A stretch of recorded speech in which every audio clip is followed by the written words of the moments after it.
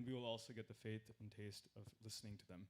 So, to serve Maharaj, let's all listen attentively and welcome him with a loud Haribol.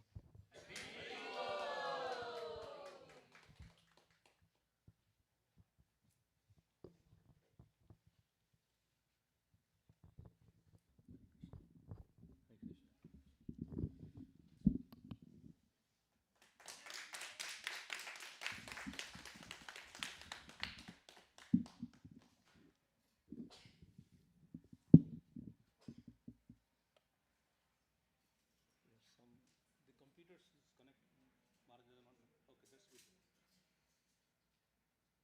Prabhuji, can you set up the microphone just Maharaj so that he's audible? It's set up. Good, right? He's in top of it. This young man has got his. Well done.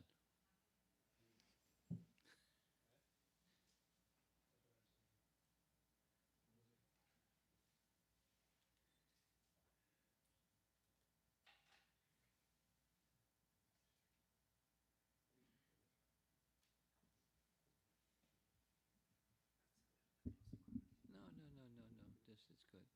It's good.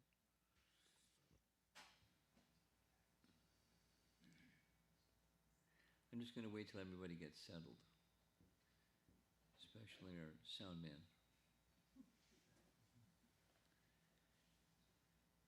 I was told on the way over here, our history goes way back. Yes? Yes, Maharaj. Washington, D.C. Potomac Temple? Potomac Temple. What was the year? 2001. 2001. That's a few years ago. 25. Yeah. And how long have you lived out here in the West Coast? Well, I've been there 2000 to 2003. I've been traveling as a consultant for station here in Bay Area. Then after that 2003, I full 2002 and up here. We moved here to ISB community. Almost 24 years. Seminar Maharaj about the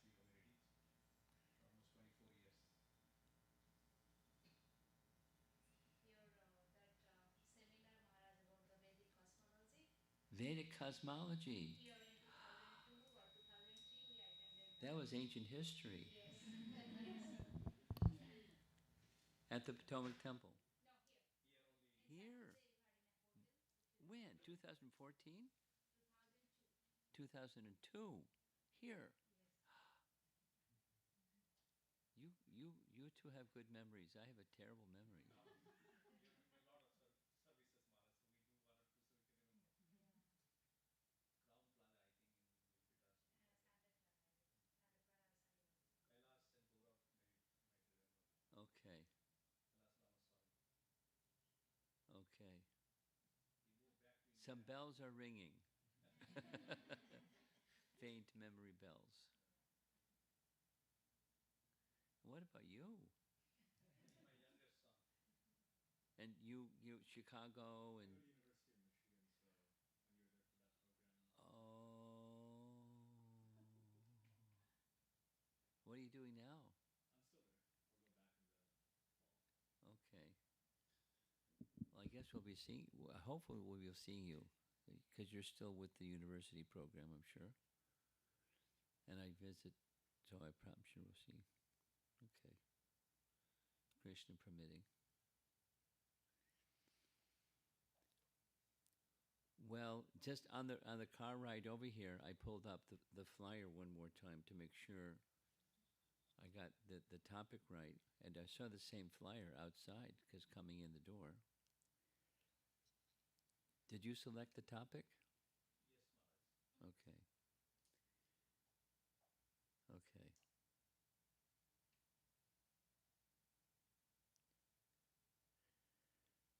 Adopting Bhagavat culture at home, a practical guide for corporate professionals.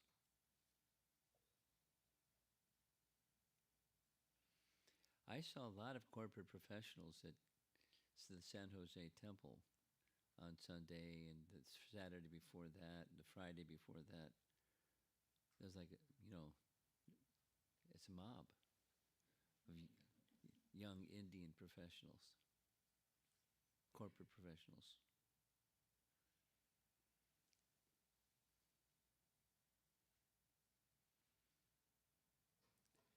I was thinking specifically about the title. The first word I wanted to edit, the first word is adopting. It's something, I mean, the use of the English language adopting there's a strong connotation with adopting a child. And, it's not your child, but you've adopted the child, you make the child your child by legal means when you adopt a child. So I was thinking, maybe a better word than adopting is internalizing, meaning, at least for me, Bhagavat culture is not exactly something that you adopt in that same sense of the term adopt, but you bring it within.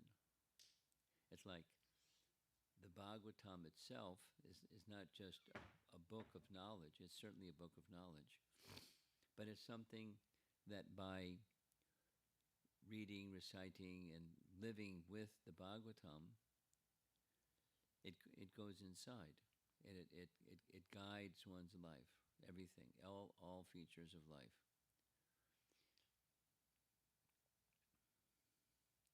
Before coming to this part of the country, I was in Naperville. You know where Naperville is, right? Yeah? Have you been there? I went for the Fan and Vaishnava. You did. During some school year, you went? He goes with Manjari's family. Huh? Manjari and Sasikala market with him. Yeah. They drive from the university, so I just take them. Okay. Okay. Okay.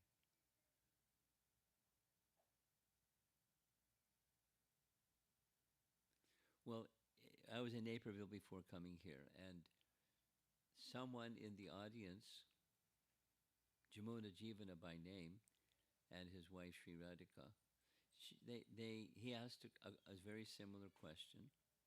No, somebody in the audience, as just the way it went, it was a newer person in the audience that asked wanted to hear me speak on that similar point.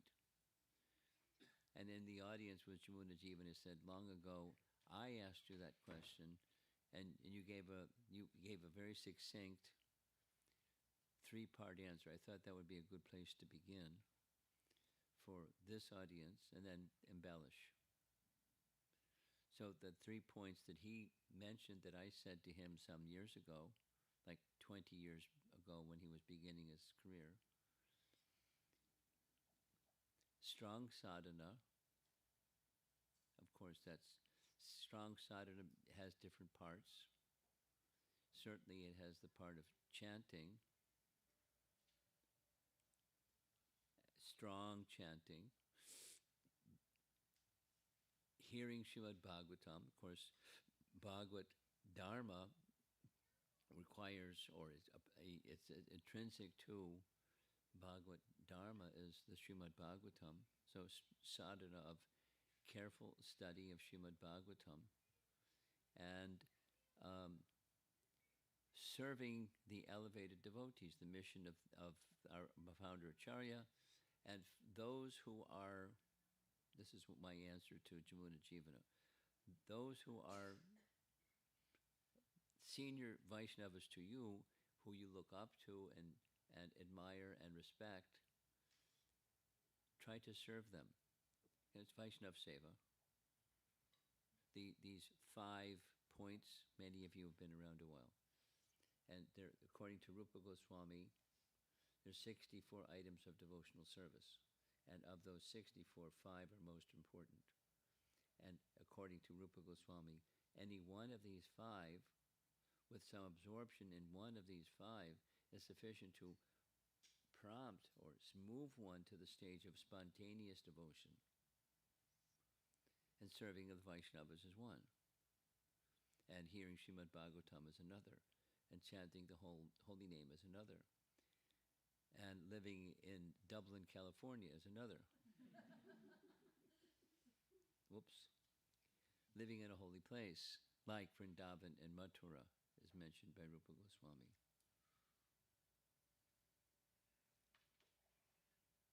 and worshiping the deity form of the Lord.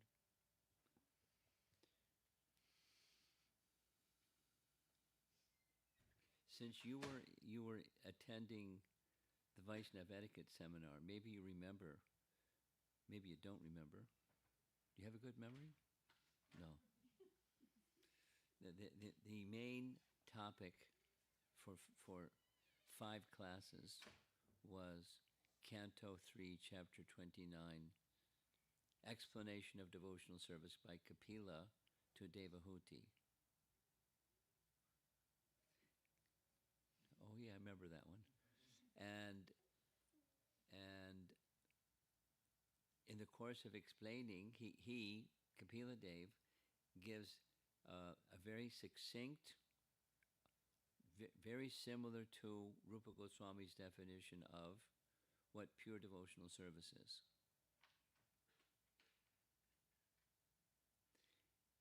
And it describes, the sadhana of a pure devotee, but specifically it describes the sadhya, the outcome, where one has come to the stage of a very strong affinity for hearing topics about Krishna, name, form, quality, pastimes of Krishna, and derives great satisfaction and happiness in that simply hearing. So that's a symptom of pure devotional service. So in order to be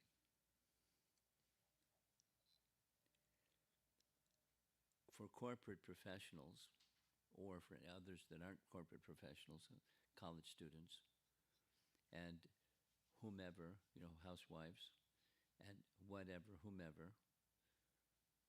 What's your age back there? Yeah, you. 12. You're going to school, correct? Good. Yeah, but it's summertime. What are you doing during the summertime? Playing, right? And coming to the Monday evening programs. No? First time. First time. Oh, this is going to be boring for you.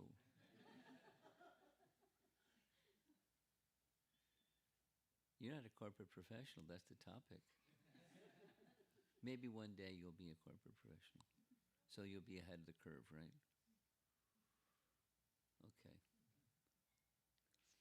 It'll be a fantastic opportunity if you, any one of us, but that you develop a liking for hearing the scripture on a regular basis. It's summertime, but that means they don't have your academic pressure. So you have some discretionary time available, and it would be really fantastic, super fantastic, if you could find some literature, Ramayana or Mahabharata, or something that has intrigue, and you just want to read more and read more because you get to a part that's really interesting, but it's time to take rest, so you get up in the morning and you want to read a little more. And on a regular basis, read. And if you start doing something like that, then it becomes like brushing your teeth. It's something that you do every day. It becomes just part of your life. And if that happens and you make this part of your life, you're in good shape. That what good shape means, you'll have a protective field around you as you're growing in your studies and trying to decide what you want to do with your life and career and all that lovely stuff. You'll have some protective shield around you, the bhakti shield, where bhakti shield means, that's like this definition by Kapila Dev to his mother Devahuti. What is devotional service? It's pure. where there's an affinity for hearing these topics. But it doesn't just fall from the sky. It's something, if you do a little bit, do a little bit, do a little bit, it becomes part of your life. And you feel it as like you know, you don't get up in the morning and don't brush your teeth. You probably eat breakfast every morning, probably have lunch every day. So it's something that you do every day.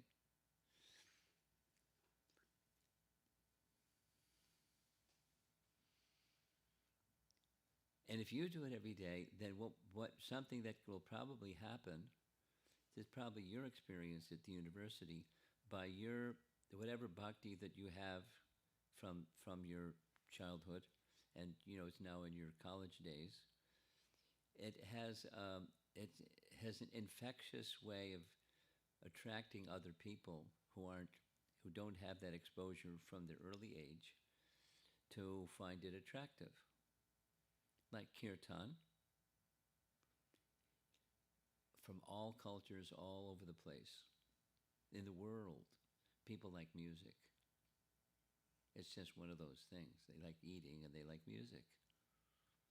So kirtan is a very natural and attractive way of bringing people together with Krishna at the center, the holy name of Krishna.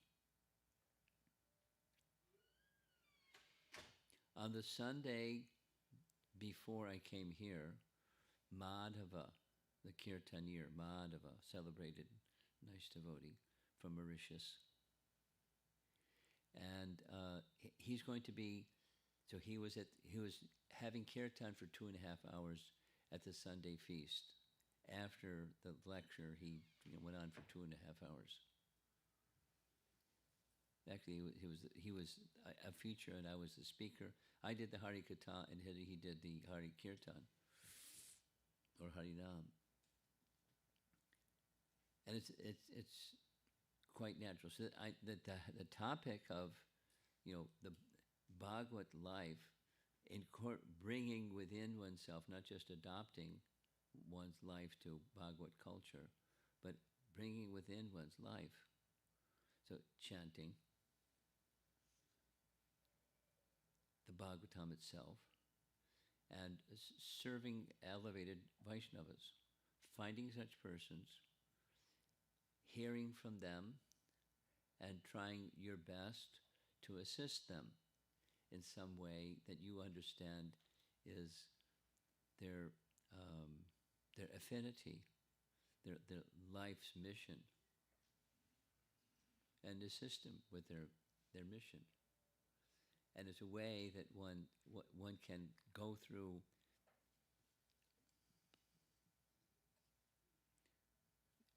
a corporate professional or anybody else can go through life and stay protected, whether a 12-year-old or a 20, how many? 20? 18. Just 18? Really?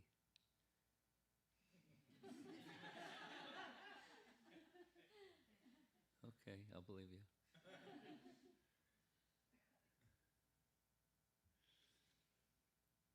At whatever age.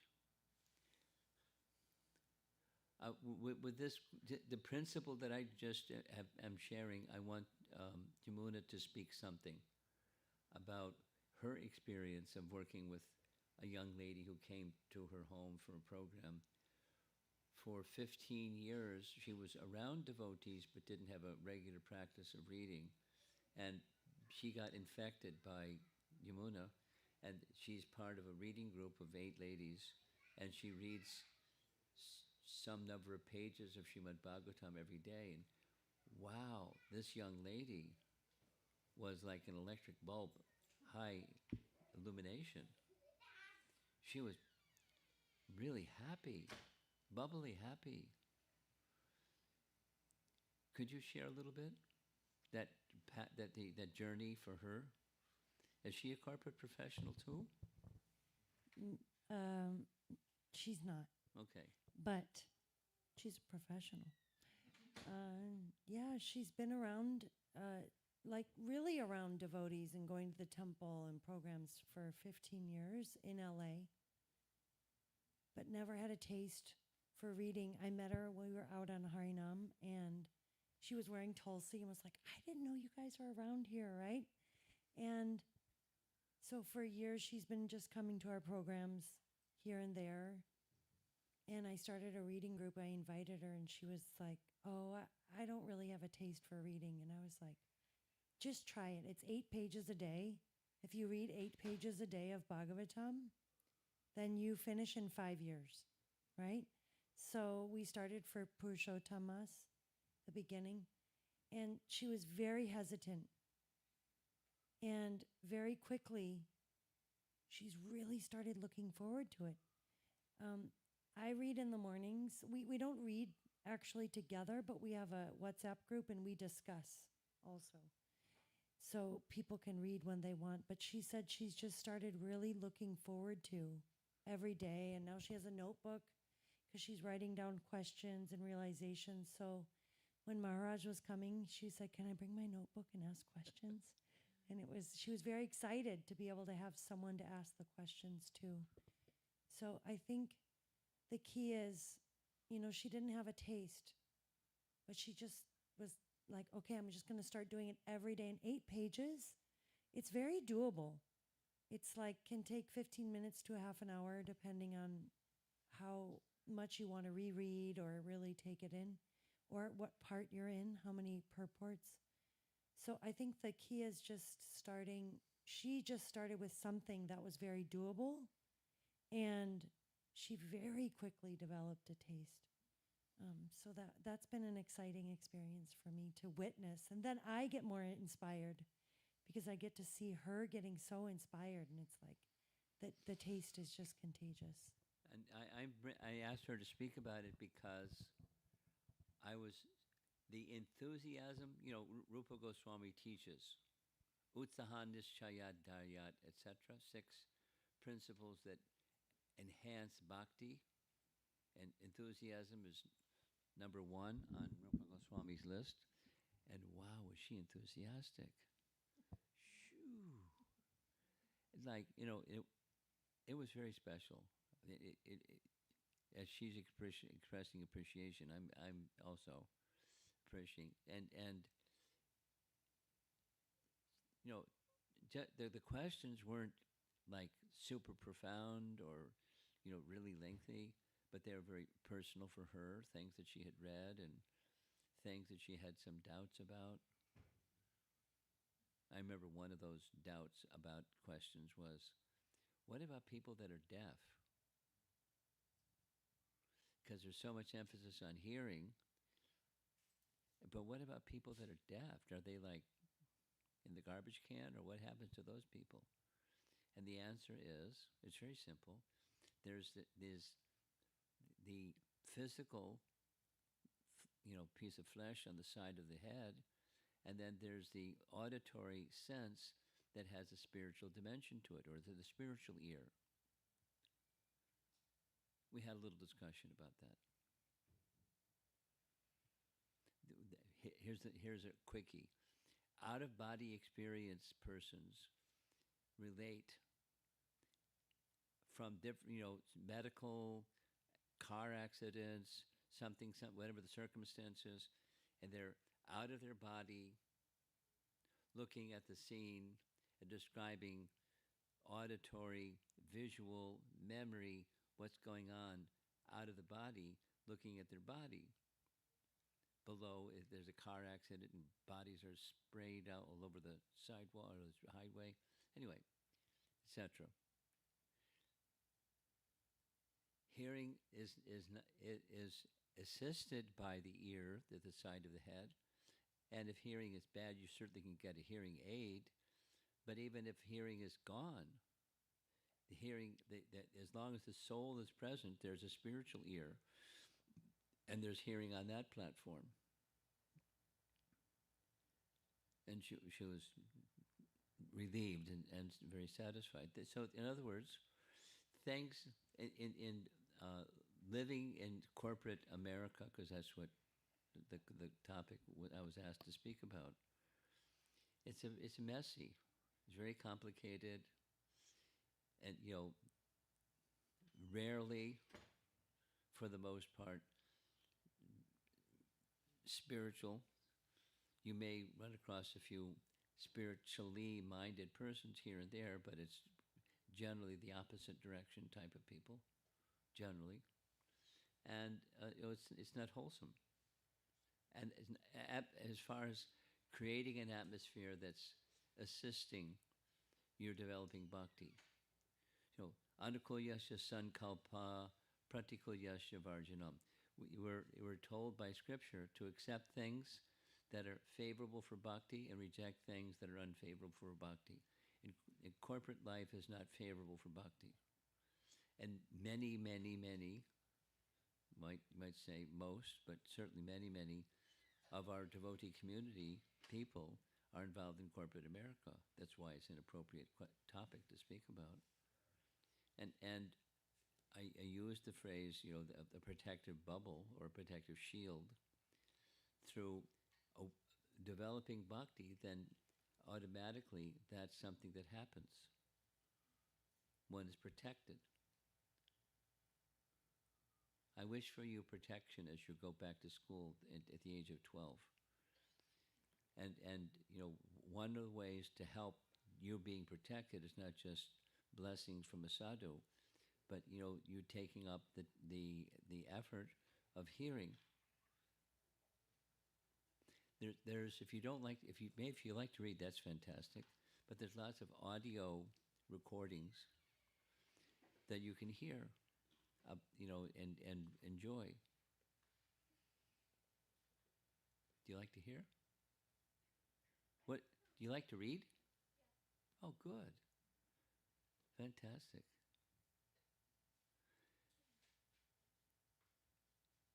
You help him find a book that he likes. And then, do a little bit of reading with him, or, you'll read it like she just described, different times of the day. You don't have to read together necessarily physically, but then discuss. And so there's by the end of the summer, there's a little taste for, you can do it, I'm sure. You're only 18.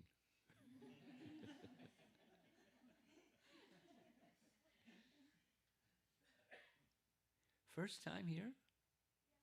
Wow. Who's mom? So he's my friend's son. Friend's son. He was doing a sleepover at our house, so I brought him. Nice topic for a 12-year-old.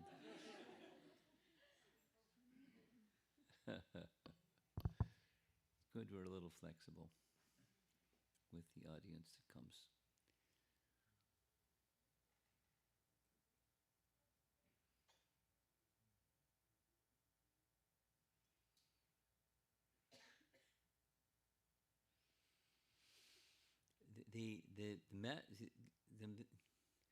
One of there's two topics, two additional topics related to those 3 points that I mentioned already.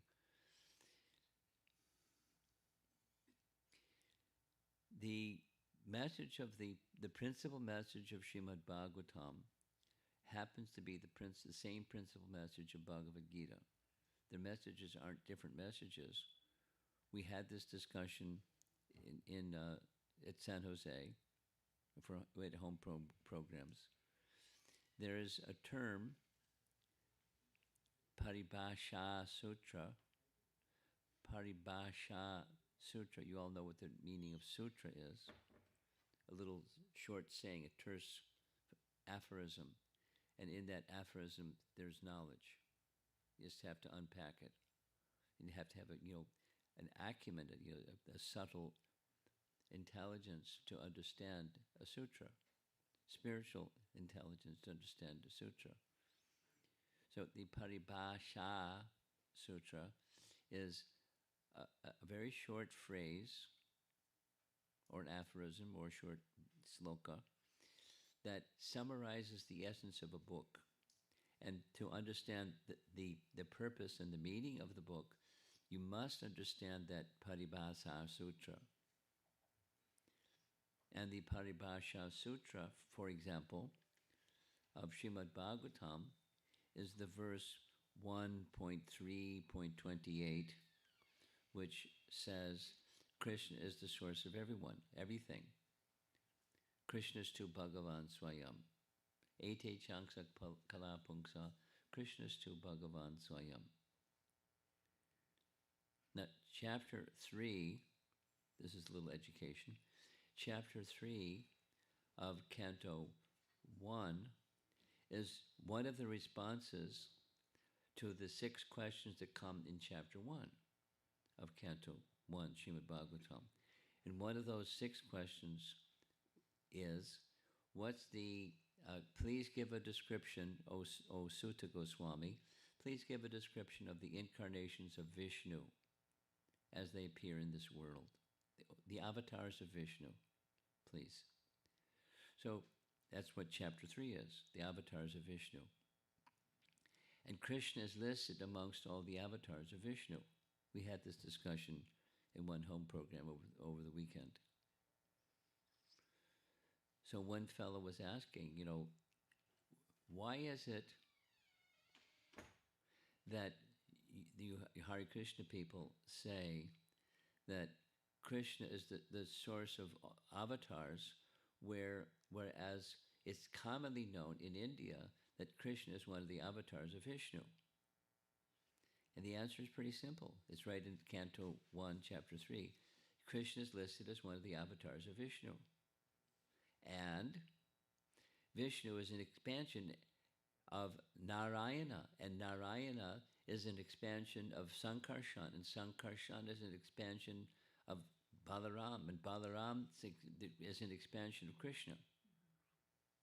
So Krishna is the origin from whom Vishnu comes, and Krishna appears as an avatar of Vishnu. Here's a very simple way to explain it.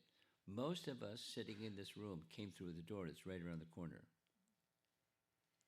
And we existed before we came through that door. And then we came through the door. Similarly, Krishna is the original source of everything, and he appears as an avatar of Vishnu, but he's the source of Vishnu.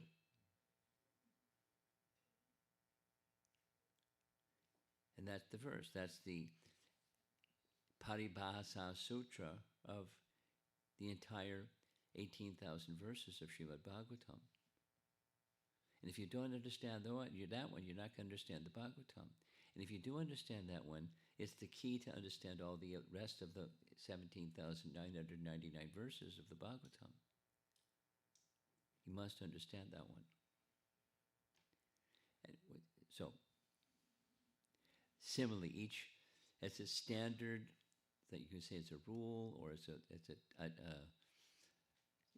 conformity to rules of composition of Sanskrit. There are texts, and the texts have such a book, or such a verse, a sloka. Bhagavad Gita is similar.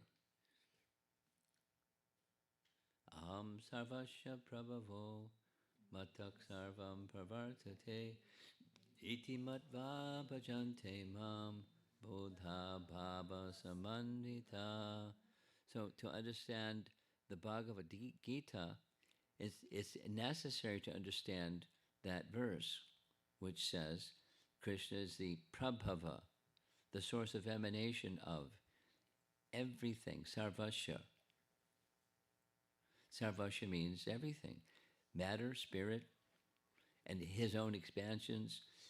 He's the source of everything. Prabhava, aham. It's a person, first person, singular. Aham. Sarvasya, prabhava.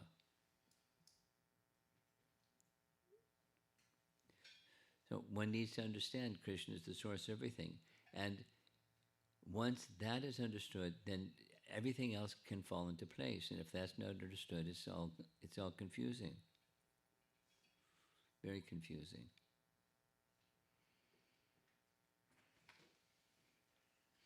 So corporate life is also, it's confusing, but it's the mode of passion. It's not the nicest of the modes of nature kind of atmosphere to be working in. And therefore, the Bhagavad culture or Bhagavad Dharma or hearing regularly from Srimad Bhagavatam and such literatures that are glorifying the devotees of Bhagavan, the Bhagavata personalities being glorified in the book Bhagavata, understanding about those personalities is also part of this same spiritual culture.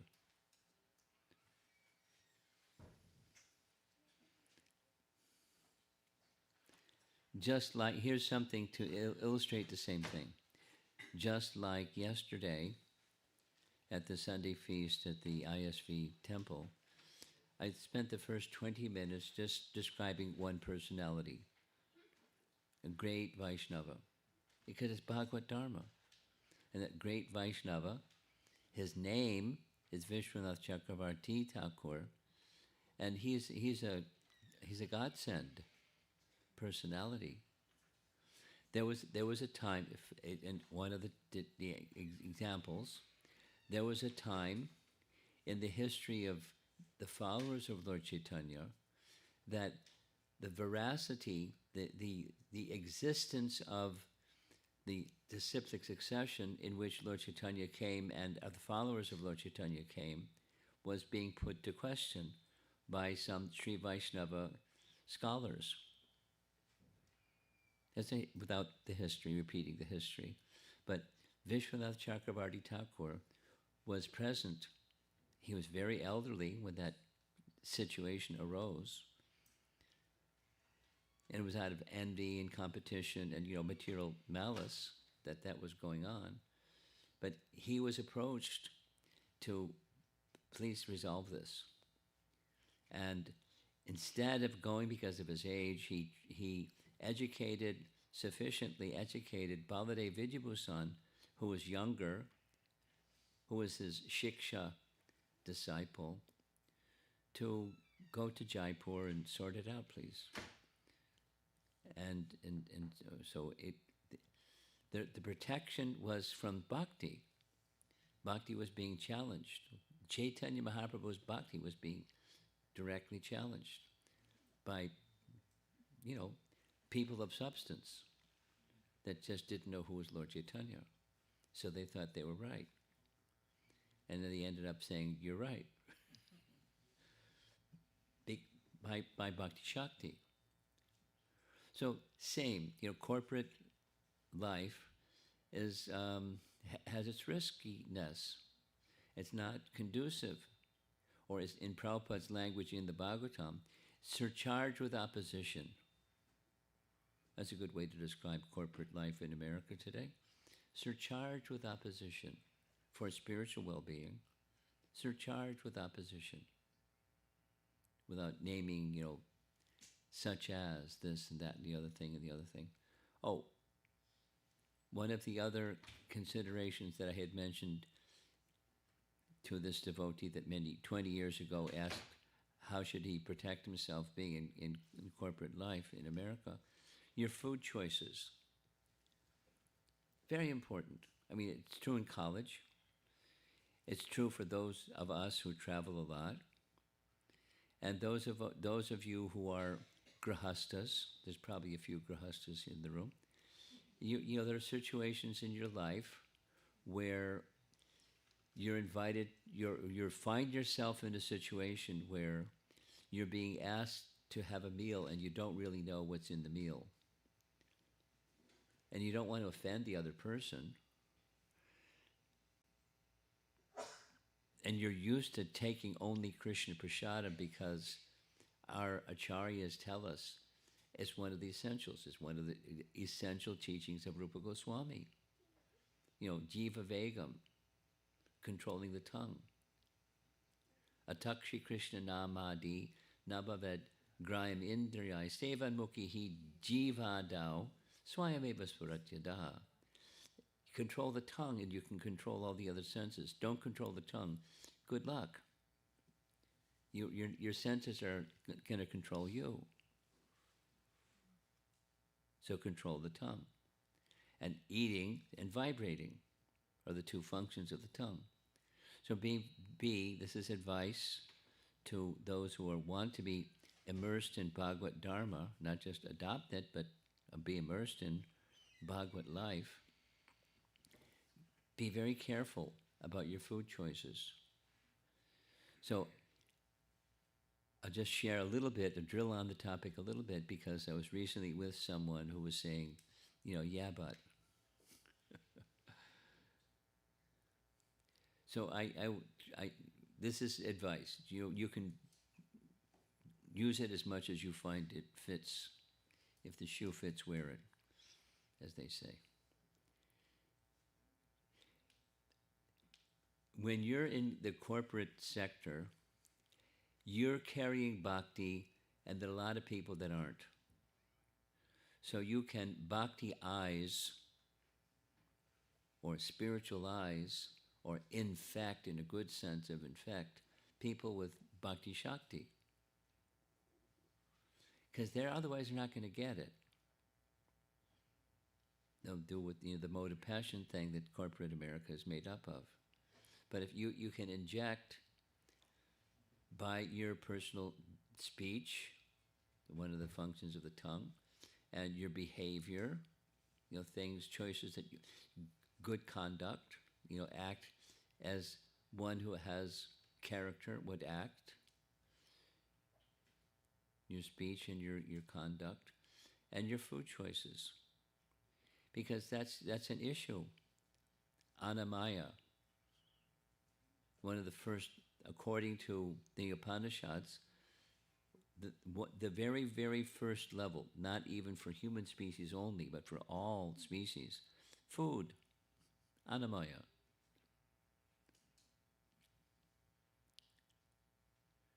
The subsistence, that which sustains life, is a realization of Brahman, according to Taittiriya Upanishad, of the beginning stage. So, when people know that you're particular, you're a little, whatever it is, my mother taught me, or my teacher taught me, or my scripture taught me, or my nature, my choice in life is, I'm a little particular about my food choices. Like people in America, some of them are vegan. And then, so they have to, be selective about what they eat. And people may look at you like, what's with you? But it's just who I am. That's what's with me. And, I'm very particular. So no onions and garlic. But it's not just onions and garlic. It's Krishna Prasadam. So in conversations with people that are grahastas, and in, sometimes in compromising situations of not wanting to offend anybody, and they're invited and they're sitting at a table, and so they should know before you're sitting at the table what your food choices are and what they aren't. And then you're sitting at the table and it's within the category of your food choices. What are you going to do? You have to offer it to Krishna. So in your own way, as persons that are in grahastha life or corporate life or life, you say certain prayers. And you just, pardon me, I'm going to say my prayers. They don't know what that means. That's okay. They don't need to know what it means. You know what it means. You're muttering some things, softly offering prayer to offer to the personality of Godhead. And it's not on your altar, but it's in your mind, and you do those things without fail.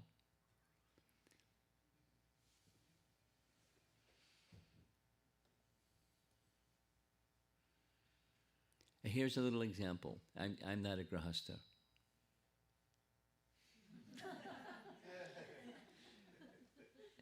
A few days back, I was at my sister's home, and she is a grahastha, and she's not a Vaishnava grahastha. She's my sister, and she knows that I'm particular about what I eat. So, there were some fruits So I just, the phrase sat there, they just sat there, they sat there. And then, when it wasn't in a manner that was disturbing to her, some prayers were, softly uttered, and the fruit was offered to Krishna.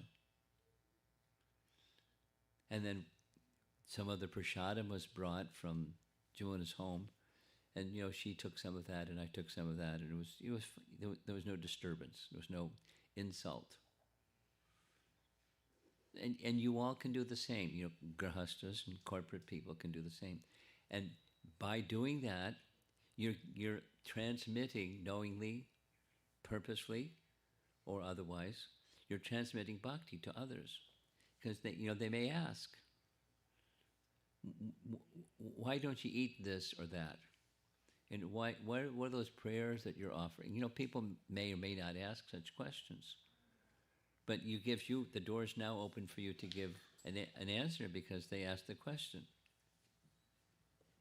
You can bhakti-ize, spiritualize their existence by your carrying bhakti in your heart and being true to it.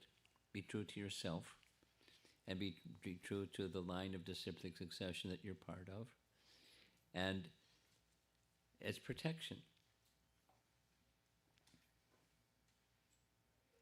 Now, I don't know what our 12-year-old is going to do when he goes to school when spring comes, or fall comes, excuse me. But, you can carry some prasadam from home if mom and dad want him to do that.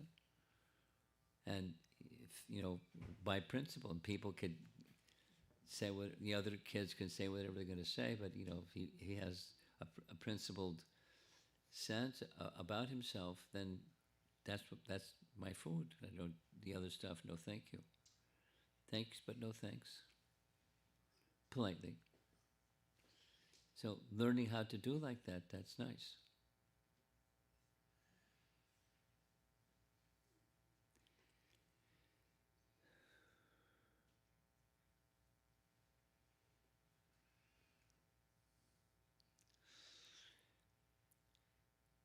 During this visit, there have been, my plan has been to speak a little and allow maximum time for questions. Is there this group like that too?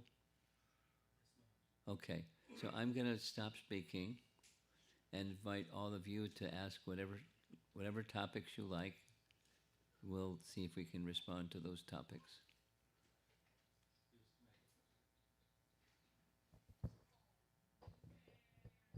Hare Krishna, please accept my humble obeisances. All Guru Shri Prabhupada. I have a question. How to deal devotees while we are serving? Actually, everybody wants to serve to their own capacity to please Guru and Krishna. But while we are serving under a leader or group of other devotees, it's a group effort. So many times we got offended. Get what? Offended. Offended. Yes. Sorry. Okay. Sorry, yeah, I'm not like I take an offense, but somebody It's is hurting common. you. What you're bringing up is a common phenomena. Go ahead. So somebody is hurting in a devotee association, even though we are not trying to do any mistakes, but somehow I feel so much leadership. I really want how to carry before going to temple. We are meditating while chanting or something. When you get social, you get people with different personalities and different views and different isms, and they bump into each other. I'm aware. Okay, so You want to know what to do when that happens. so how to carry the same mode, even though I'm trying to say, okay, this is to please Krishna and my Guru, let it be, and I want to continue that service, but somehow back mind because of a conditioning, it hurts. How to get rid of this and continue my service? He knows. And he's only 18. You just hold on to the mic. Put it down. Put it down. What you're asking is the reason why in Naperville, which is a suburb of Chicago, And it's a growing community, and when there's growing communities, something happens. There's more people, and people bump into each other, and there's conflict. It's not blaming the people. It's just we're less than perfect, and you get less than perfect people in a popcorn machine, and so because of that expansion of our temples, it was decided 2 years ago we would have a seminar which we called Vaishnava Etiquette. And different speakers were speakers on that theme. I chose the same theme for 2 years. And the theme was respect. So he'll tell you, or the person with the yellow shirt sitting right behind him can give you the link, or give to you the link, you can share it with others. That seminar on respect. And it was drawn from Canto 3, Chapter 29, Srimad Bhagavatam, Kapila Dev speaking to Devahuti. And it's not just touches this topic, it's the whole 5-part seminar is on the topic that you're asking. It's a big topic because it's something that we all deal with. You know, you're being honest, and the first one to raise your hand and say it, and others may not want to say it, but it happens. We all know it happens, and so why and what to do.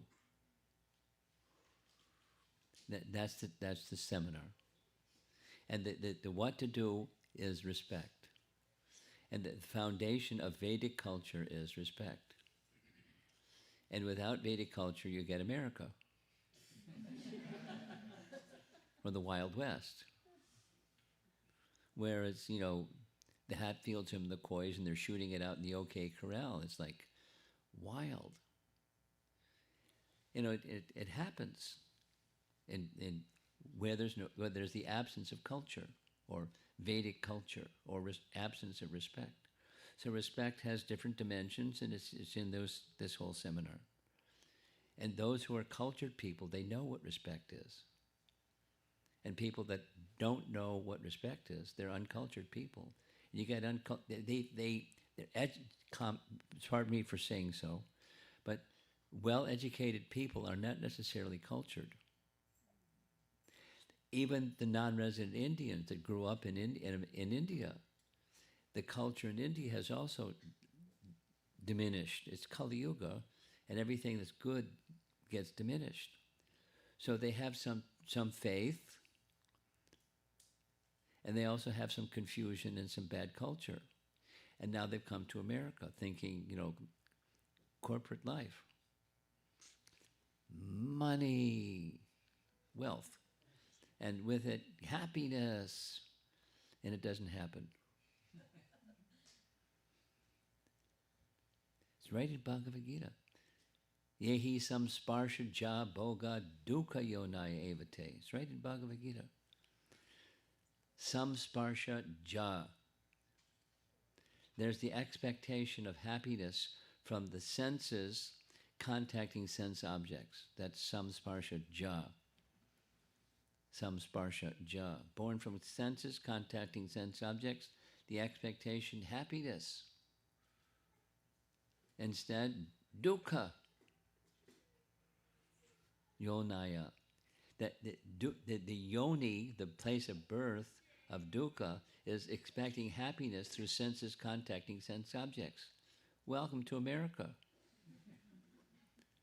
That's the name, but that's the place. Yahoo.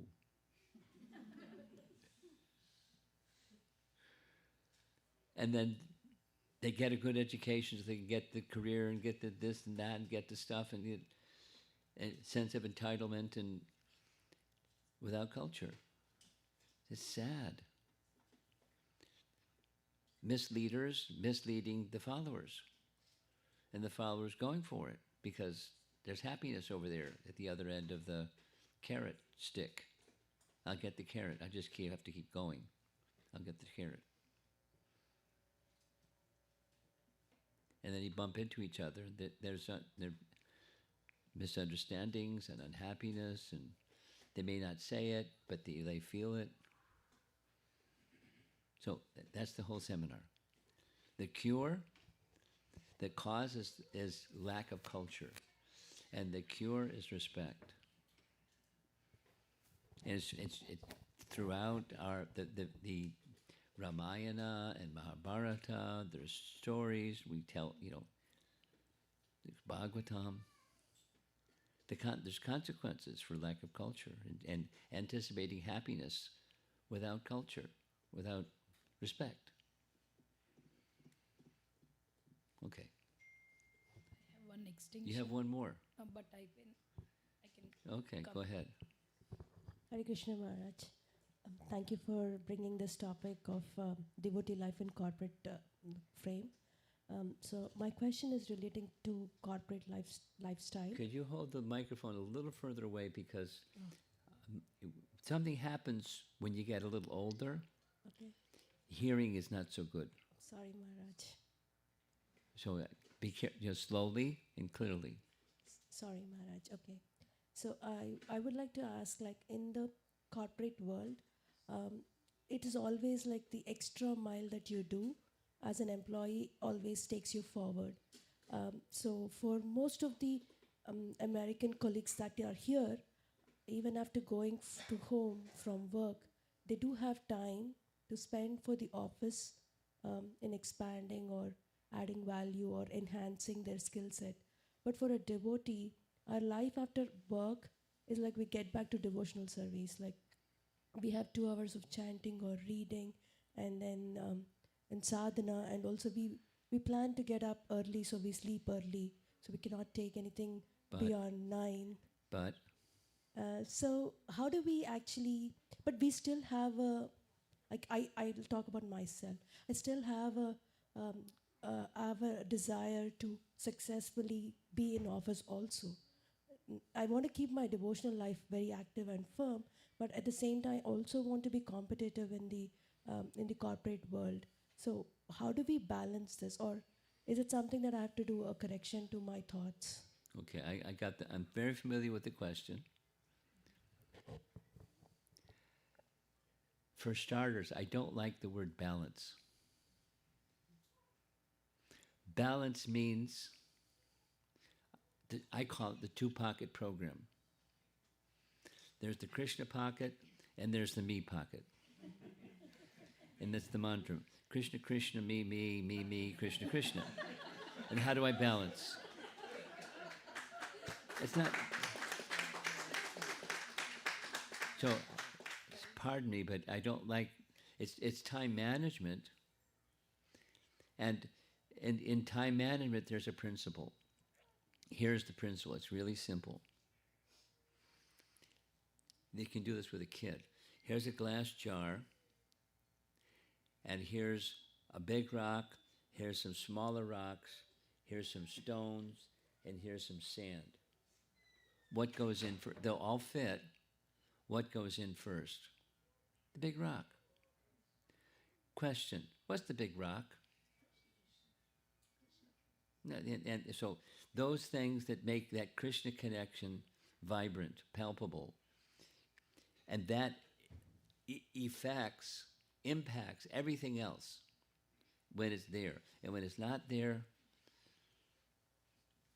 your story is the story, what you just narrated. Because I didn't do that. I didn't prioritize the big rock first. So where does it go? You put in all the other stuff, and the big rock isn't going to fit. You wait till the very, and the sand and pebbles, and they'll fit, but you put the big rock. So what does that mean? In terms of time management, it means how Patanjali taught about practicing yoga, or how the Buddhists teach practicing yoga, or how our founder acharyas taught us about to practicing bhakti yoga. Rise early in the morning, like Mangala Arti. Mangala, before the sun rises, a certain number of muhurtas before the sun rises. That's when it is. So your day begins, whatever it takes, so then this is time management, whatever it takes to put the big rock first, do that. Whatever it takes, because that's the big rock. And everything was, it's time management. It's not balancing. It's time management. So when you're regulated, that's another principle of the mode of goodness life, even in corporate sector. If you go with passion, you're going to be consumed by passion. Dushparena analena cha. It burns like fire. There's no limit. Keep tilting that way because she's behind you and I want to have eye contact. That's okay. Thank you.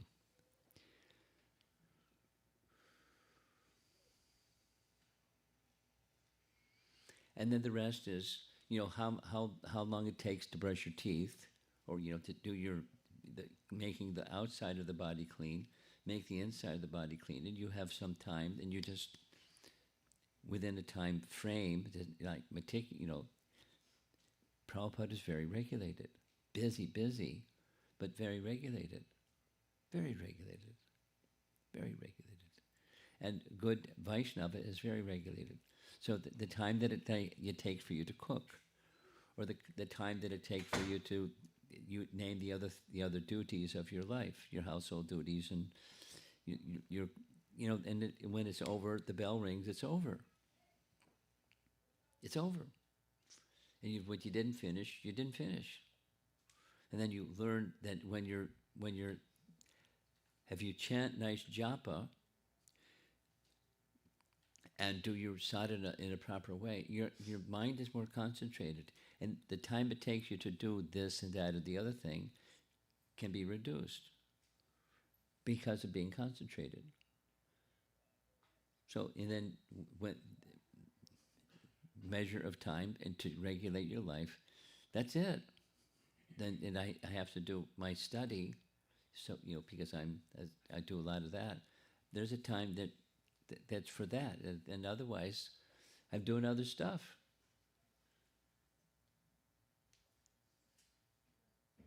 And so you organize your life by time management.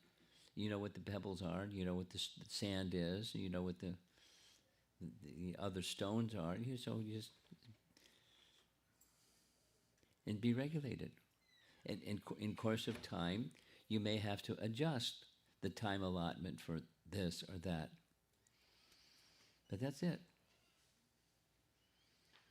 And that passion rule your life, like, it's important to you that you do well with your career and da-da-da-da-da. It's okay. But within boundaries, please. Because you have children, you have a home, and you have other things that are important.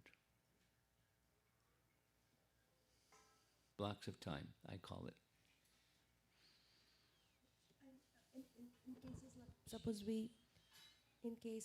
we fail any day, it will be like a self guilt. Like I Be feel like a what? guilty feeling. So how like that actually pulls me down. Like I'm neither good at my sadhana nor I'm good at my career. It becomes a blank Do situation. you have children? I do have. Okay, I believe you.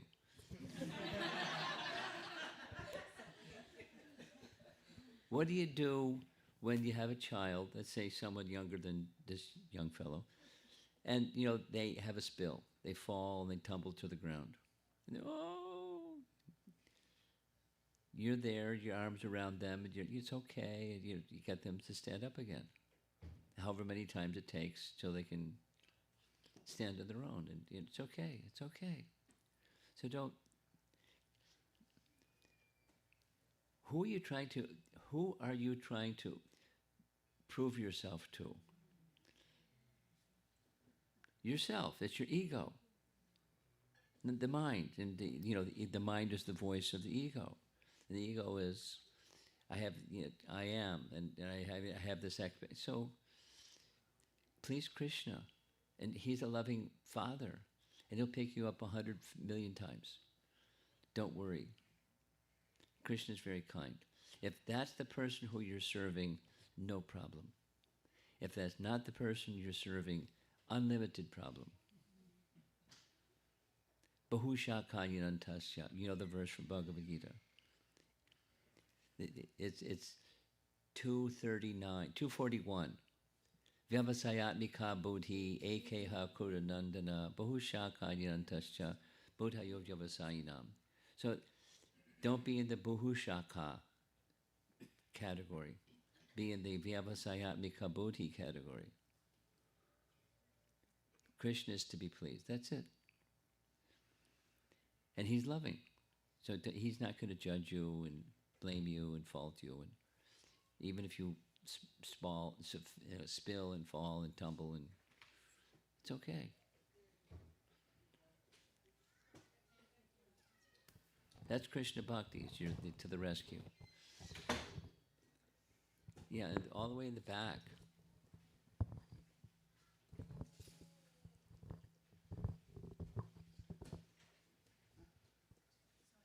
Maharaj, can I ask a difficult question? Is that okay?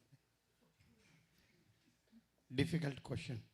Okay, I'll try to understand what you're saying, because my poor hearing, but you'll help me. So I hope it's not offensive. I just want to say. I'm ready, whatever it is. I've been in the movement for a long time, since Pilani in 1995. You were instrumental in coming to Pilani and giving classes also at that time. So I made some in my journey. I struggled, and along with struggle came some challenges. Recently, I came with one challenge, and it's troubling me. The challenge is that our philosophy, especially in the fifth canto of Srimad Bhagavatam, I'm struggling with few things, like especially the dimensions of the universe, the distance between the sun and the moon, and a few things especially related to astronomy. And some devotees also came to me and they expressed certain dilemma and frustration that this doesn't make any sense. How do we deal with that situation where we find things challenging within our own philosophy and it doesn't make any sense? How do we satisfy our intellect and how do we satisfy our self, we are in the right path and we are not being cheated. Sometimes I feel good. That's a good question. It's a good question. I'm not offended by your good question. It's a good question.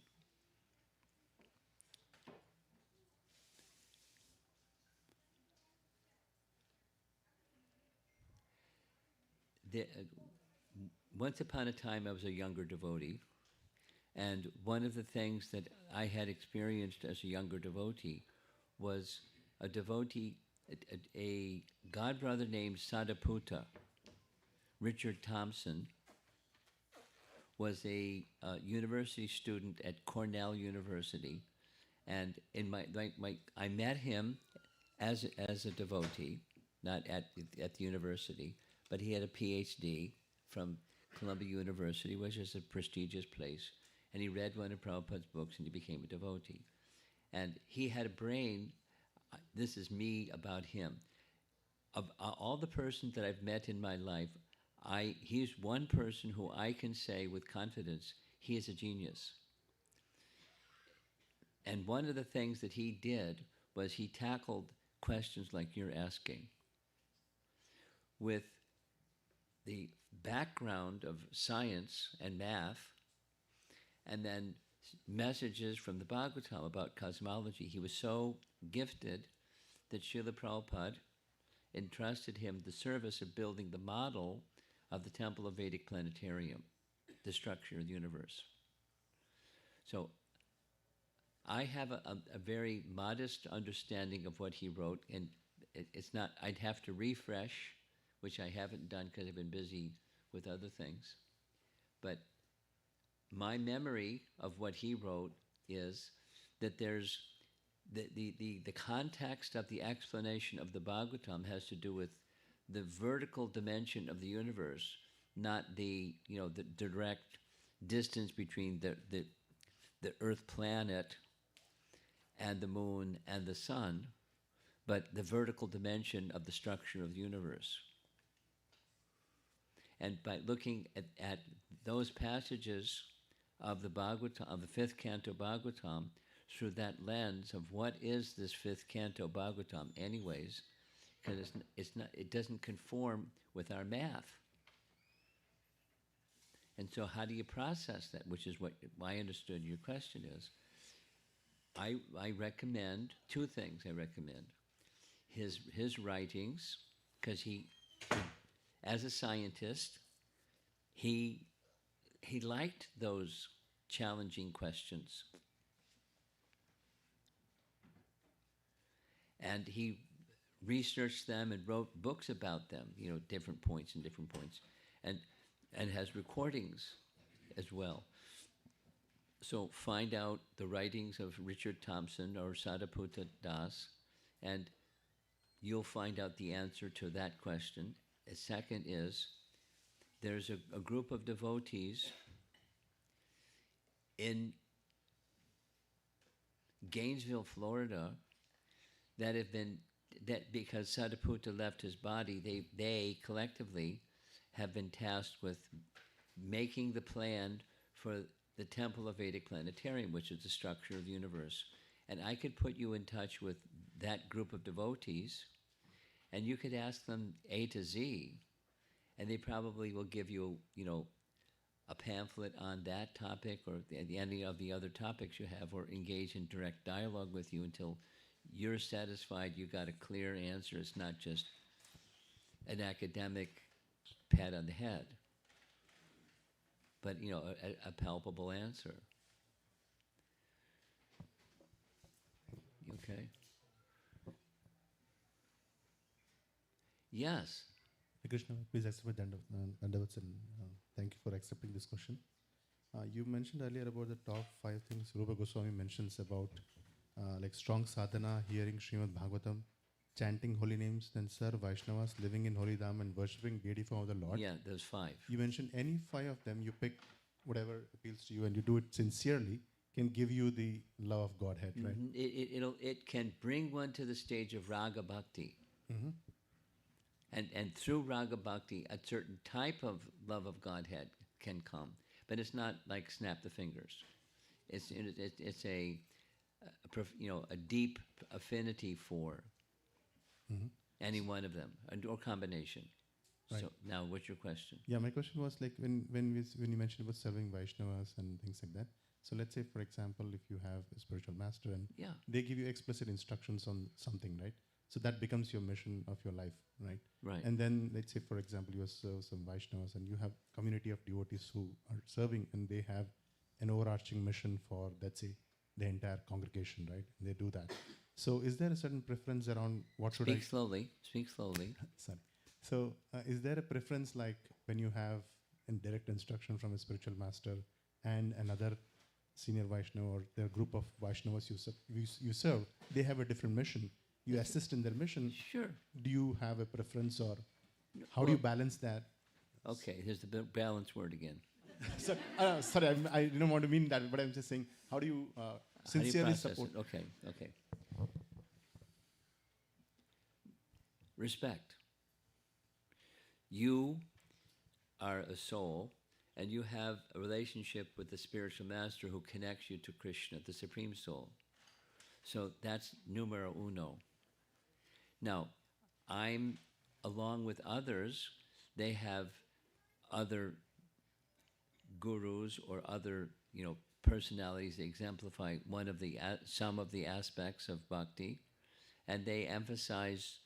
Supposing there's someone that has a strong emphasis on deity worship, supposing there's someone has a strong emphasis on book publication or book distribution or prasadam distribution, so there's respect, diversity with respect.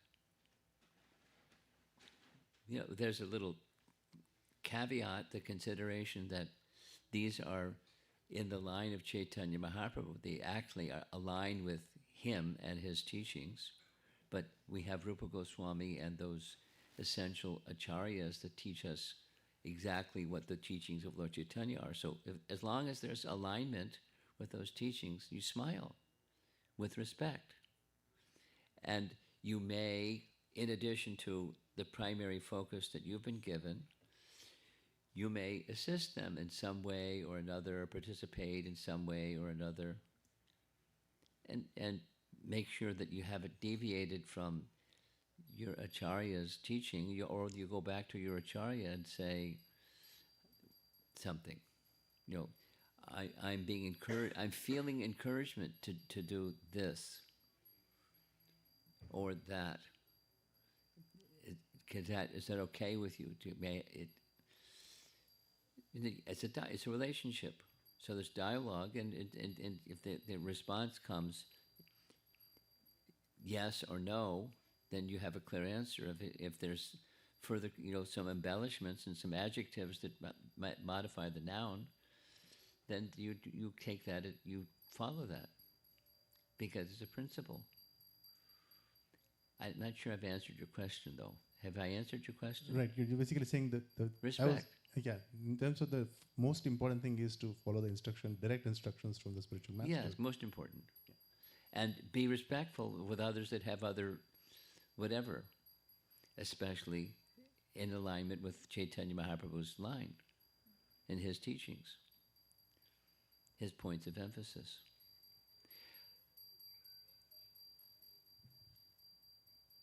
Thank you, Maharaj. I just this morning, I was listening to Srila Prabhupada paying a visit to Mexico, and it was, this and that and the other thing were very nice. And then one of the things that was important to Prabhupada was deity worship, and he requested from the temple that had received him so nicely, etc., and doing lots and lots and making Prabhupada's books translated into the Spanish language and publishing them and distributing them, and he was very pleased. Then there was an area with deity worship, and it wasn't done nicely. He saw it, and he tasted it. He asked for some Mahaprasadam and said, this is bluntly, this is substandard. So here's the GBC personality and persons who he had trained were being told by Srila Prabhupada, this is substandard, explicitly. And then he gave what the standard is. It's a print. So from the Acharya, then in addition to all these other nice things that they are doing and want to do and deity worship. And it's not like that's all that Prabhupada spoke about. He spoke, if you want to say one thing, book publication and distribution. And they were doing it. Deity worship. Because it was substandard. Because it will support, long term, it'll support everything. So, and that's one, a same group with one Acharya. But it's what does he want? What does he want? And we do that which he wants, because he wants. And that's it.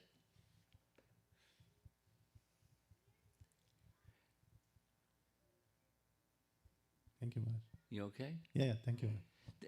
I'll refer you to a nice verse. It's in Prahlad Maharaj's discussion with Lord Nrsingadev. He's offered prayers. Lord Nrsingadev, you please me very much. I'd like to offer you some benediction. Please ask. What did Prahlad say? Read the Bhagavatam. You have a copy of the Bhagavatam? Yes, ma'am. So read that section. And Prahlad's answer is 2 verses. He said, one who engages in service to a master with the expectation of getting something in return, he's a merchant. He's not a servant. Business.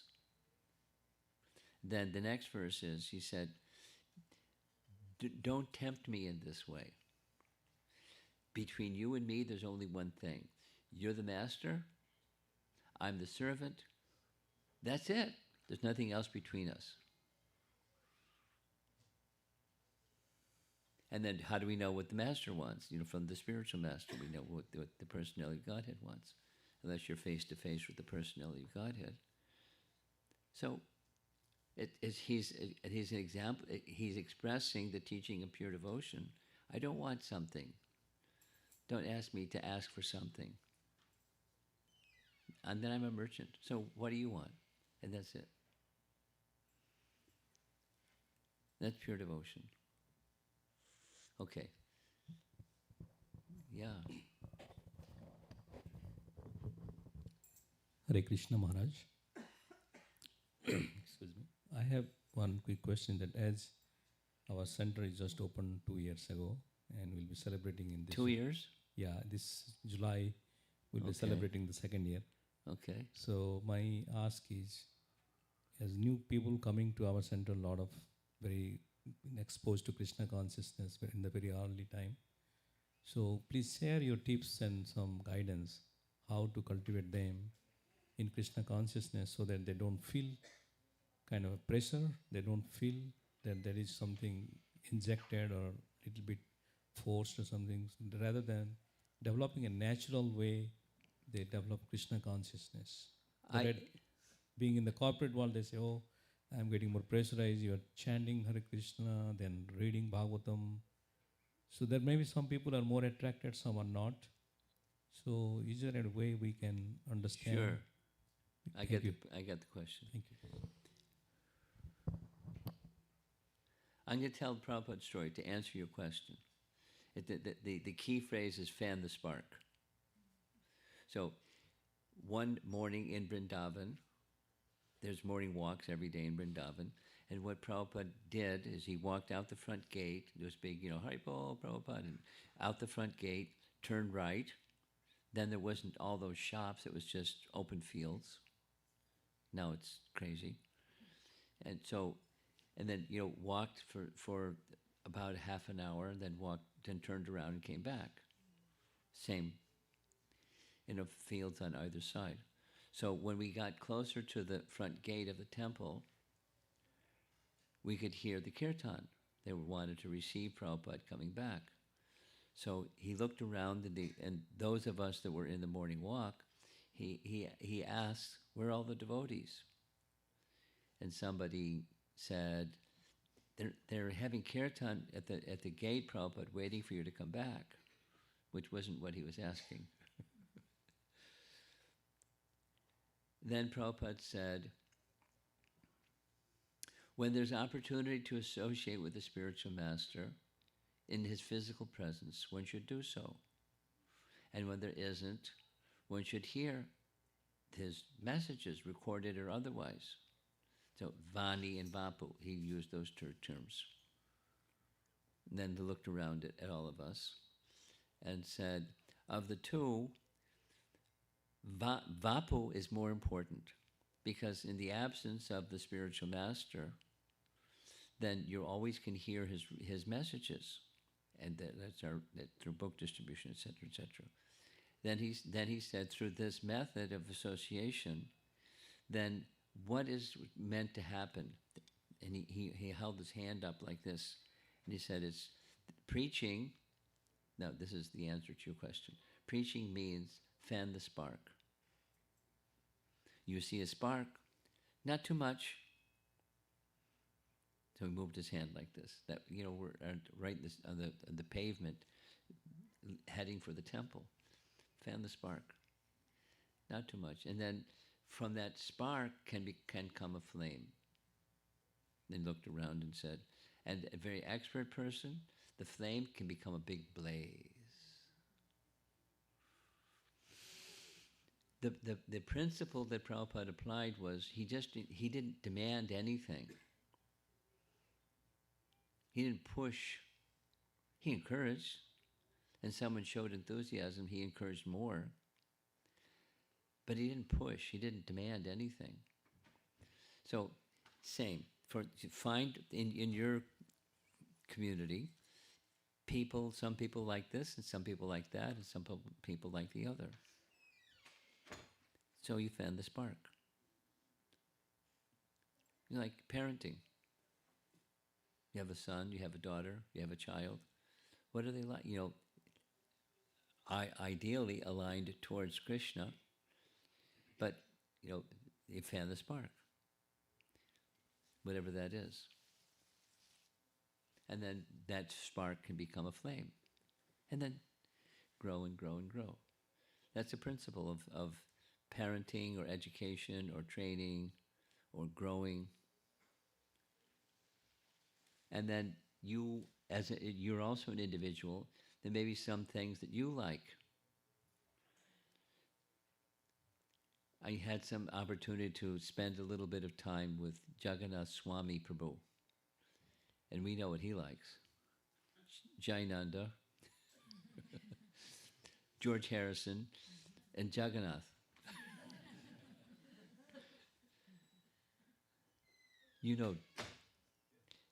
Boy, he can talk and nonstop. He's like, wow. So he has a liking. It's okay. As a leader, he has a liking, and people may like it or not like it. He likes Jagannath Rath Yatra, and on and on and on and on and on and on and on and on and on. Okay, he likes it. So a community may grow around a person who is a leader who has a certain liking, but that leader, it'll become the diversity, which is very natural, will expand when the leader understands how to nourish what other people like, along with he likes.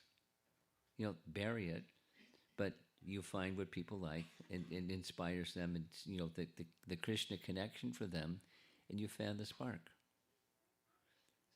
Whatever it might be, cooking, organizing, something.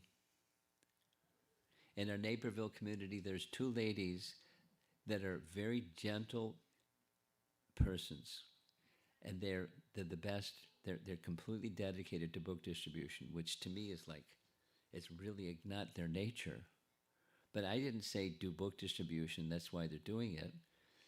But they're doing it, and they're very creative and very enthusiastic, and I just, fan the spark.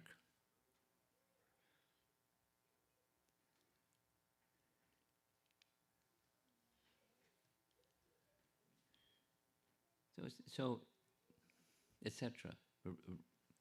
Whatever, book distribution, Rath Yatras, festivals, something.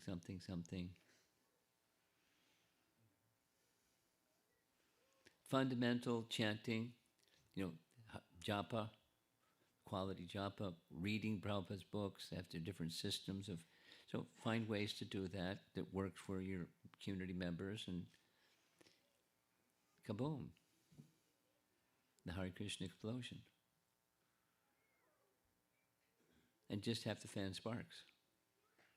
And a guide in terms of character, like this first question about people bumping into each other, education and training to help them understand how to be respectful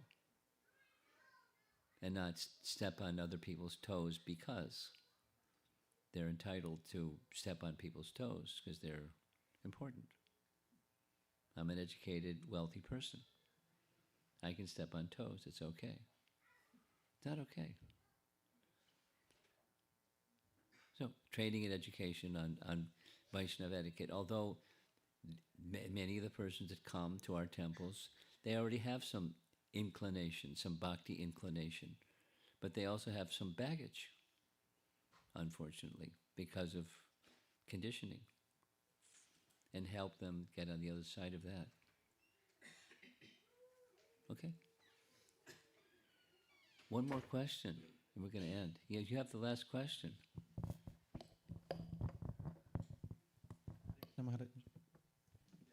Hare Krishna Maharaj, please accept my humble obeisances. Thank you so much for a series of nice classes, wonderful classes over the last few days. One small question was, in one of the classes you were saying... Speak slowly. In one of the classes... I know it's difficult for you to speak slowly. I know you very well. Yes, Maharaj. The inclination or intuition towards bhakti... Slowly. Sorry, Maharaj. The inclination and the intuition towards devotional service for someone comes because of some background of Ajnata Sukriti. Background of? Ajnata Sukriti. Ajnata Sukriti, He may have gotten. Okay. But the question was like some of the like we read and saw like some of the hippies in Haight Ashbury and Bowery, uh, like did they also have some kind of like Adhyat Sukriti or Yes. Yeah. Otherwise, how did they become so quickly attracted? There are other factors, but certainly that's one.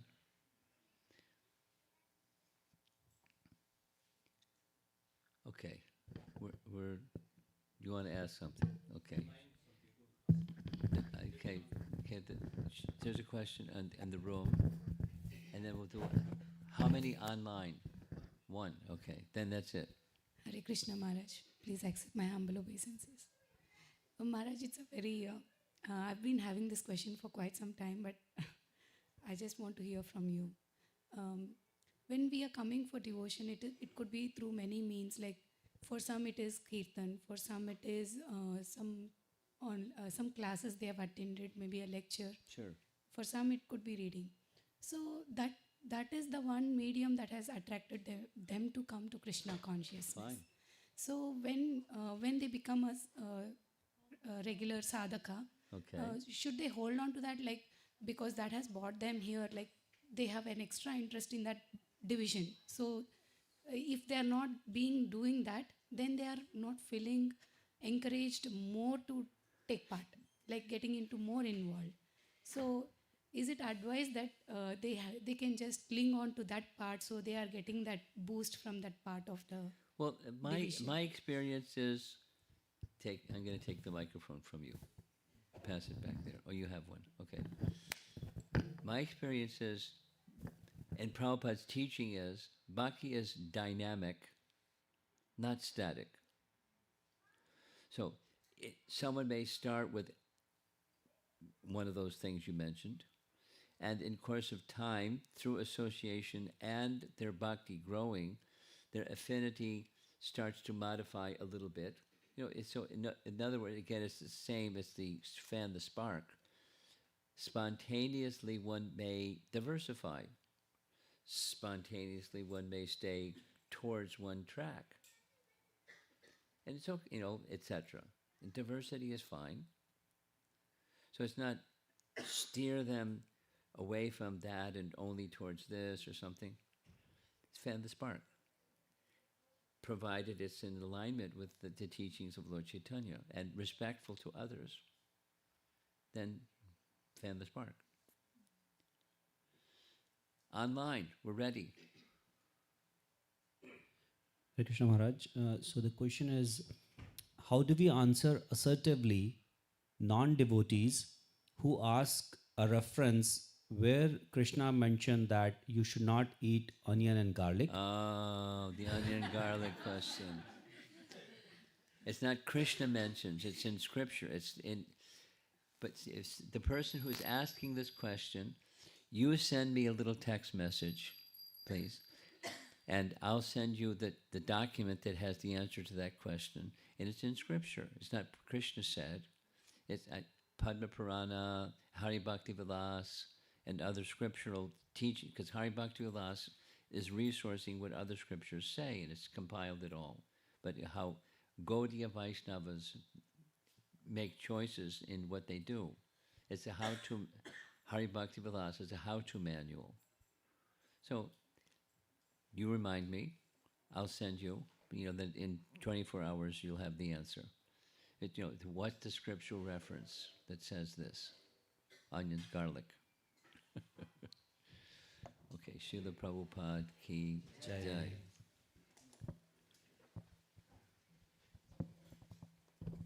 So we'd like to express our deepest gratitude and thanks. His Holiness Romapada Swami Maharaj come over here to Dublin, ISKCON Dry Central Valley. And we are very honored to have him here to speak the adoption. He changed the name, Adoption of Bhagavad Culture, a practical guide to corporate professionals. Those who have attended online in our YouTube, X, and Facebook, we'd like to also thank them for joining tonight. It is a working day, and Maharaj will be here for some more time before he leaves. So if you like to chat for some time, maybe you can make the room small room. flight tomorrow morning, so Maharaj will leave. Huh? Maharaj will hand over some Maha. Especially, we can ask the children, kids to come over, take first priority, and then the adults. And so our general style of ISB and mini ISB. So everybody said 3 times Hari Bol for Maharaj. Hari Bol! Hari Bol!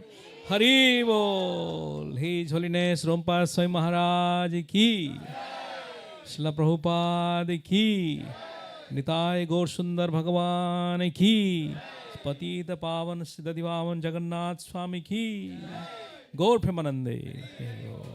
Thank you.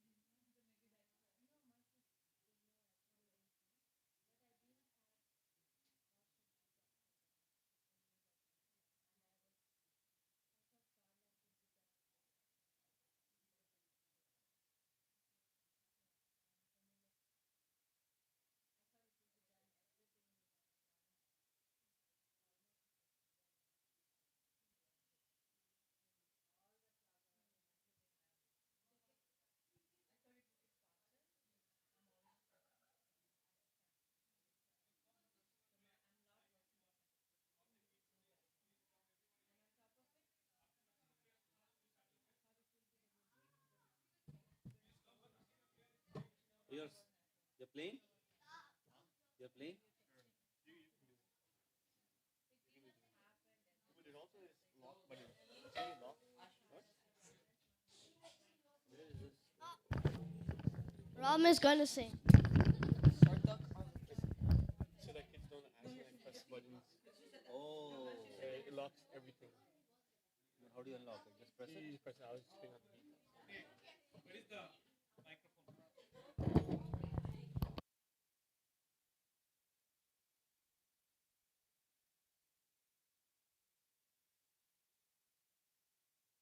Yeah. Okay, Hare Krishna. Please be seated. We'll have nursing prayer and then we'll go for prasadam. Hare Krishna. What is Lalita? Oh, you don't have sari. Can you call Ananda? Please be seated. We'll have nursing prayer, then prasadam, okay? Ananda can do it. Oh, Mahesh. The nursing prayer only, okay? Nursing Aarti.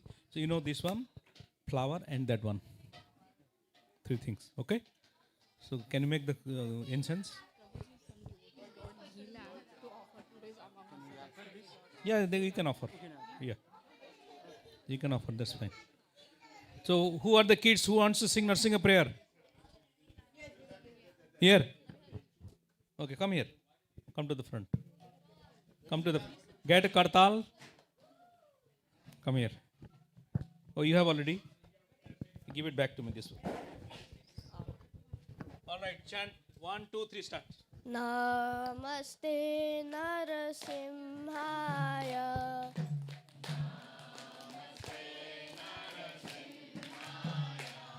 Praladadaine.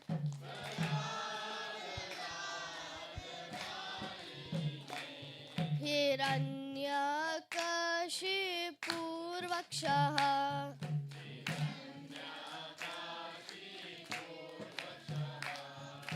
Shrilatankanakalaye.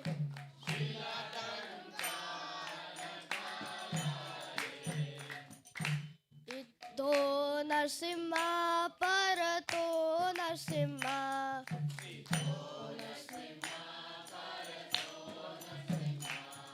Yeto yeto yami tato Narsimha.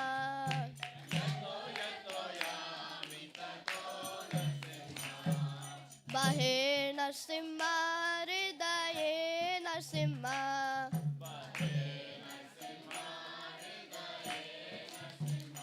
Narasimhamadim Sharanam Prapade.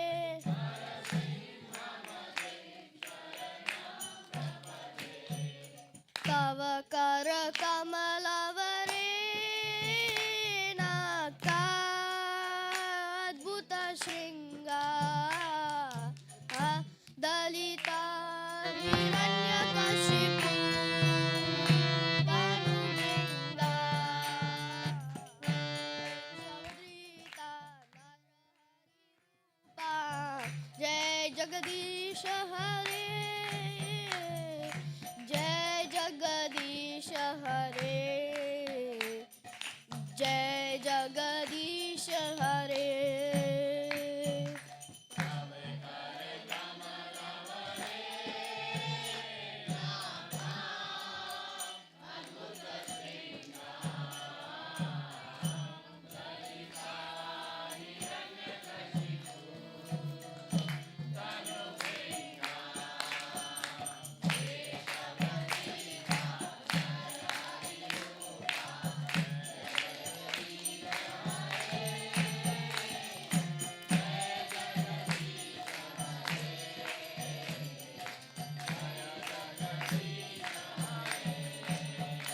Jaya Narsimha Dev, Jaya Narsimha Dev, Jaya Narsimha Dev, Jaya Narsimha Dev.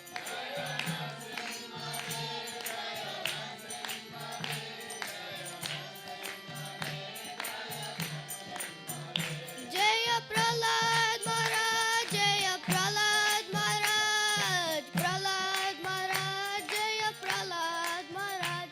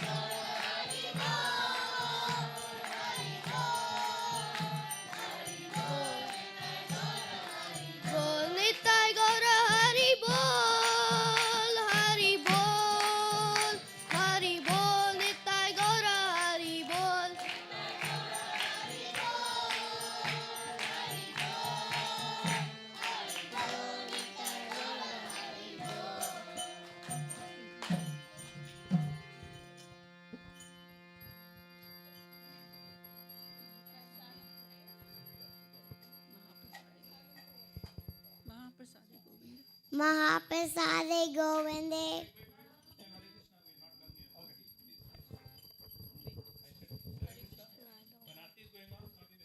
Hare Krishna, Krishna Krishna, Hare Hare, Hare Rama, Rama Rama, Hare Hare,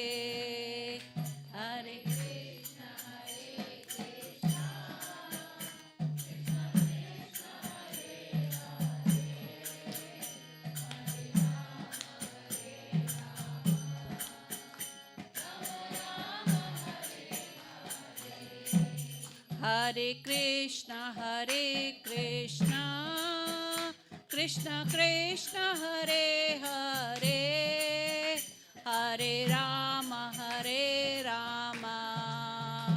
Rama Rama, Hare Hare.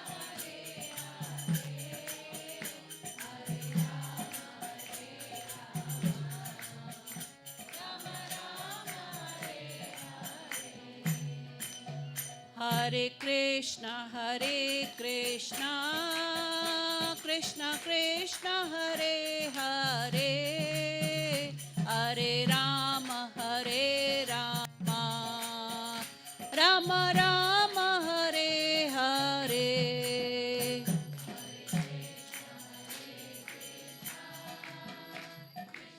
Hare.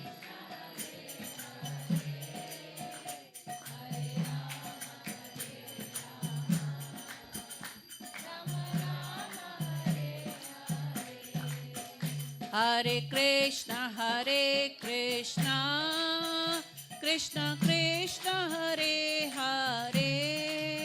Hare Rama, Rama Rama,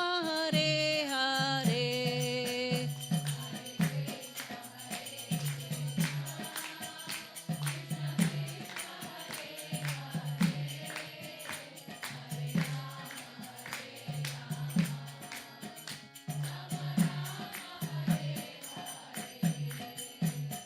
Hare Krishna, Krishna Krishna, Hare Hare, Hare Ram, Ram Ram, Hare Hare.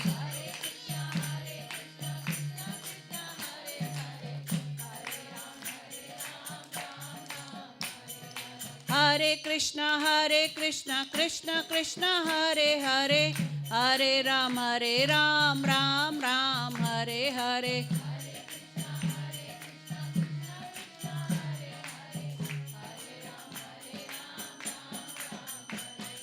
Hare Krishna, Krishna Krishna, Hare Hare, Hare Ram, Ram Ram, Hare Hare.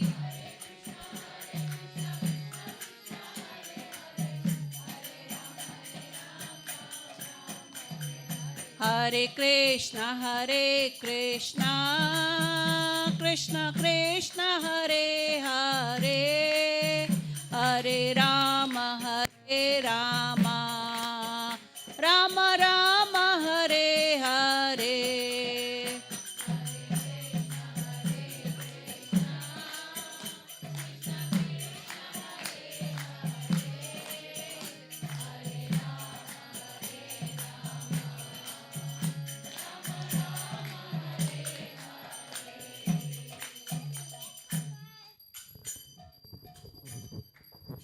जय श्री श्री निताय गौर सुंदर भगवान की, श्री श्री पतित पावन दधिभावन जगन्नाथ स्वामी की, श्री प्रभुपाद की, गौर प्रेमानंदे.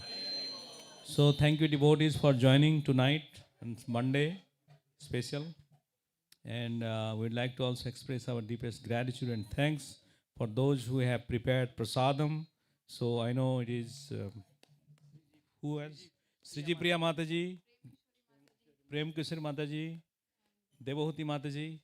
Anybody else? Prema Madhuri Mataji. Please give them a big round of applause. Huh? Neelam Mataji also got some prasad. And her friend. Hare Krishna. Also, we'd like to thank Mayank Prabhu and Atyant for making this broadcasting so the people can see online and you can view. Haribo! We'd also like to acknowledge Chaitanya Mataji for making the beautiful garlands and this flower bases. Please give her a big round of applause. And all our pujaris, Srita Kamala, Mahesh, Lalita, and Girija, Sadasiv, all has been doing pujari services for every day, 9 to 10 a.m. And they're doing the DD dressings, offering bhoga and every day. So please give them a big round of applause to us. So it's a devotee community. Everybody is coming towards, they wanted to serve more. So Nitai Gorsundar, I think he's missing all of us. We are coming in the weekend, but today we come in the weekdays. He's really very happy and excited, isn't it? Looks so happy. Jagannath Swami is really giving his blessings to all of you because Tulsi is dancing in front of them, isn't it? So, and today somebody said, yesterday also some celebrated Amavasya. Today is Amavasya. This is the greatest day, the Amavasya transition, and it comes 3 years or many years. And on this date, if you donate anything to this Lord's temple, many people donate cow or gold. But I don't know you have a cow at your home, but at least you have a gold or silver. So we can still accept the offerings. We are trying our best to make some gold chain, gold jewelries or ring for the Lord. If you like to give even 1 gram, 0.05 gram, doesn't matter, you bring, because the gold will remain at your home. There are people who knows they died and they don't know how many gold they put in the bank and they remain there forever. Sometimes the government seizes. It's gone, right? So better give one ring to the Lord, isn't it? Do you feel like? I know by many of my South Indian friends, they have so many gold in the occasions they bring it out. If you give one little bit of sight, that's also a great thing. So try to give. You have given money, you have given hard work, you have given everything. But having anyone has given gold to God, except those who go to Tirupati, except your home duties, that's a different thing. Means nobody has given. It's a great opportunity, isn't it? So please come next time. But today, anyway, this opportunity also don't go away. So which is Purushottam Mas, this great month, Amavasya finishing. And we have the program with His Holiness Romapada Swami Maharaj. So don't be shy. We have also credit card options and cash options and gel options and stock options. Everything is now feasible in our website and we send it in WhatsApp. So whatever options you feel like, you wanted to give gel, PayPal or credit card, you're most welcome to do a little bit of donations, even at $20, a $50 is nothing, peanuts. So you can give it, the temple can survive with your money because daily we are doing now a lot of services for the lordships, rent we have to pay and many other things, and we just have help and support of each of you. We are not demanding, none of us are a big businessman sponsoring. Everybody is a community contributing a little bit, a service and a little money. Do you agree? Yes? Yes, sir, yes. Thank you very much. So we'll chant the Prasadam prayer. That's the most exciting part and fun part. So Prasadam prayers. In the meantime, we will wrap up this chair and the devotees will put the tarp here and then we will request everybody to be in the line, collect the Prasadam, come over here and make line like that. 1 row, 2 row, 3 row. If you have a group of friends, don't make a big small circle and occupy the half of the space. We are in limited space. Make line, 2, 3 line, at least 6 line we make here and you can have prasadam. Mahaprasade Govinde Namo Brahmane Vaishnave Salpa Punya Patam Rajan Vishwasanaiva Jayate Sarira Vidyajal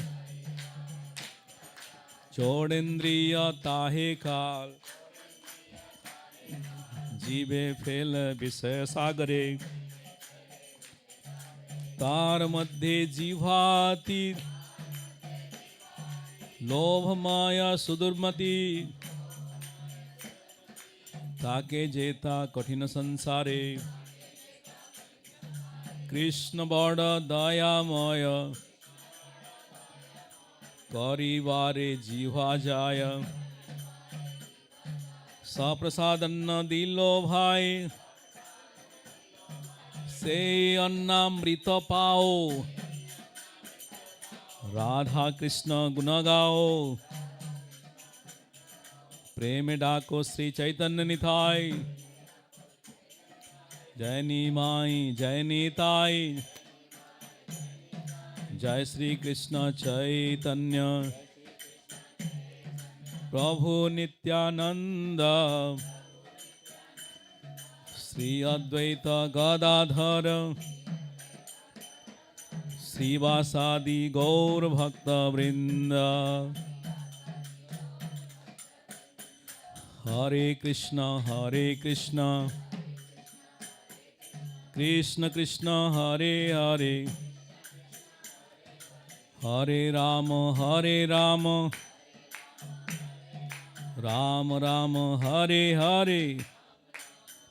Shri Shri Jagannath mahaprasadam की। So we have also two announcements I forgot. One is June 21st, the International Yoga Day. We'll be starting yoga for the women and yoga for the men this morning. So 21st, it's I think Sunday. So please do come. It is free. And also we are starting Bhakti Sastri program on September 14th. So you will be getting the announcement how to enroll and register. If you have not done, it is an academic course. Bhakti Sastri will be taught here as well as online in Zoom. So please register if you are planning to be part of that Bhakti Sastri course. And also we have a lot of kids classes which is coming on, summer camp as well as in the evening on Friday. Please look into littlekrishnakids.com and join for your kids for this any of the classes. Hare Krishna. Please go and take prasadam. Thank you very much. Gaur Premanande. Hari Hari Bol.